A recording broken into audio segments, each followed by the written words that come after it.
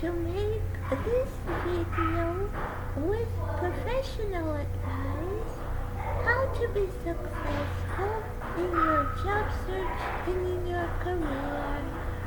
My experience is from biomedical research, from science, mainly neuroscience and psychiatry, but I think that these principles can be applied to other fields, not only to the sciences, but to the arts and economics. Maybe there are some specifics. My two principles are that first, you really have to know what you want, what kind of a job you want, and what you can contribute. If you're just starting, you have to know what you want. But if you have experience, I found it's good if it is something that you can bring from your previous position, whether it is a skill or an area of research. And the second, which I think is very important, is to believe in yourself and not to think about the competition, and to really have not arrogance but confidence in your abilities, and to want people to respect you and to treat you fairly, and to avoid places where you're not treated fairly. And so, to give you an example, why I thought of this is first because I'm searching for a job, and I was looking back at times when I have been successful, and because it was National Memory Day, and I remembered how I obtained my fellowship in neuroscience to study the molecular mechanisms of learning and memory at Albert Einstein College of Medicine. I was studying before my fellowship the expression of different glutamatergic molecules in postmortem brain in psychiatric patients with schizophrenia and with depression and with bipolar disorder. And I was studying mainly NMDA receptors and their associated proteins and glutamate transporters, but there weren't many changes seen. And so I thought that I want to study AMPA receptors. However, my boss at the time did not think that he would like me to study AMPA receptors, and I agreed.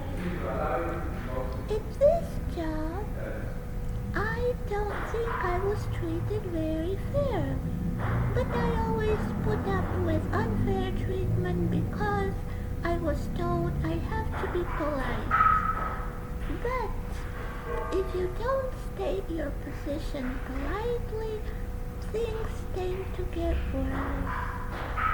And so, one example is that I had a lot of work on two projects, and some of the slides were erroneously labeled, which made it difficult for me subsequently to use these slides, and which created some difficulties, but my supervisor did not at all take into consideration the difficulty that I have with using erroneously labeled slides. Anyhow, so I worked there for 1 year, and I had to look for a new job. And I thought, I want to study AMPA receptors. And instead of sending out job applications for different jobs which not only focus on AMPA receptors, I decided to look for a place where I can study AMPA receptors in the brain in learning and memory. And I looked at labs, applied, but all of the places where I applied, it wasn't possible for one reason or another. But given my interest, I didn't give up. I read about AMPA receptors, and all of a sudden, I looked in Science magazine careers, that there was an announcement for a fellowship for medical doctors who wish to be involved with research at Albert Einstein College of Medicine. And I thought this is perfect for me. One of the prerequisites for this fellowship was to choose a mentor from the Department of Neuroscience. And I decided to apply, and in order to apply, I had to contact a mentor. I looked through the list of faculty, and so one faculty, there were several which I considered, given my interest in learning, in memory, and psychiatric disorders.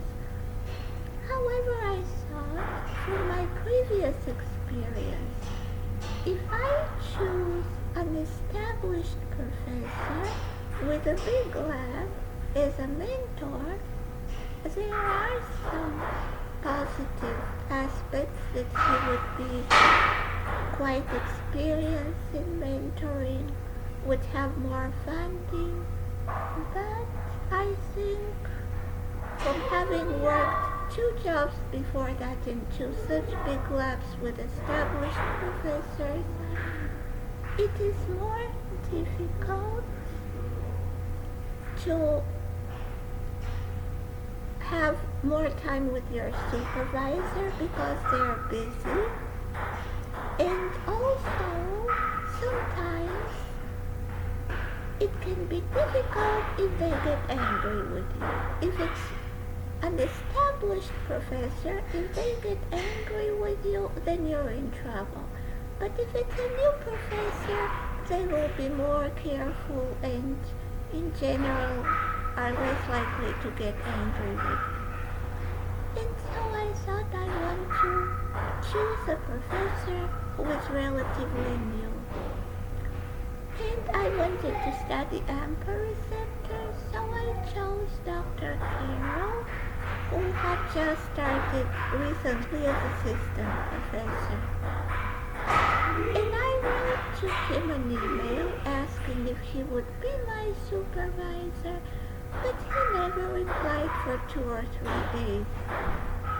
And I was advised that I have to always follow up an email with a phone call to make sure that the email was received, and it's always more personal to express interest over the phone.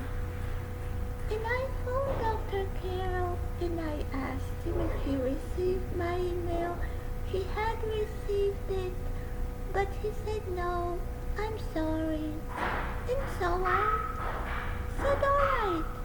But the moment that the conversation ended, something flashed through my mind. Well, you have good experience, why not hire you? And I opened my email and I saw an email from Dr. Carroll with exactly these words. I think you have good experience, I can be your mentor. So this was my intuition or telepathy, which I am happy to have. And so we wrote a plan together, coordinating by email, and I started the fellowship, which was very successful for 2 years.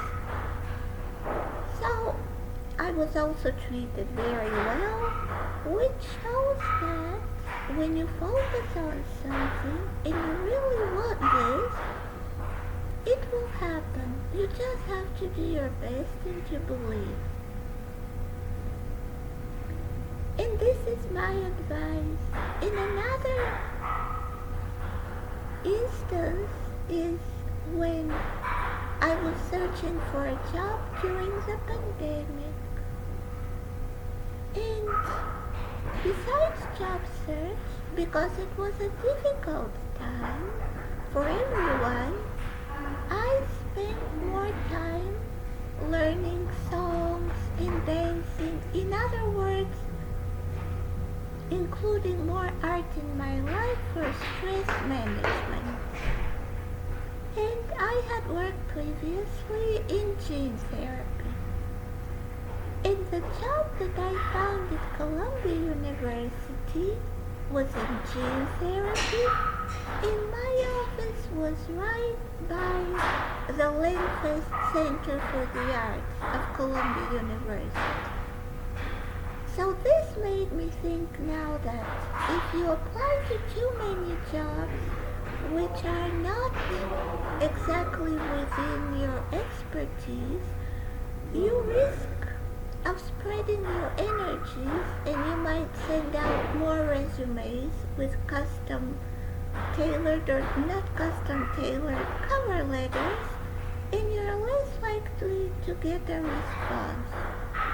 But if you really spend time crafting a very good application based on your interests, passion, and knowledge and previous experience, you are more likely to get a job. And this job is more likely to be successful. And on the corollary, if I had had a job that is not exactly within my interests, but because I want to start work, then it hasn't been so successful.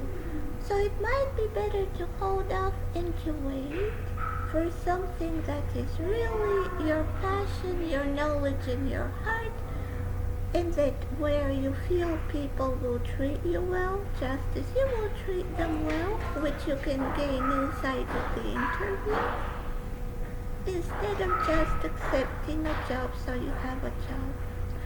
I hope this advice is very helpful. Thank you. Good luck in your professional path. Be well.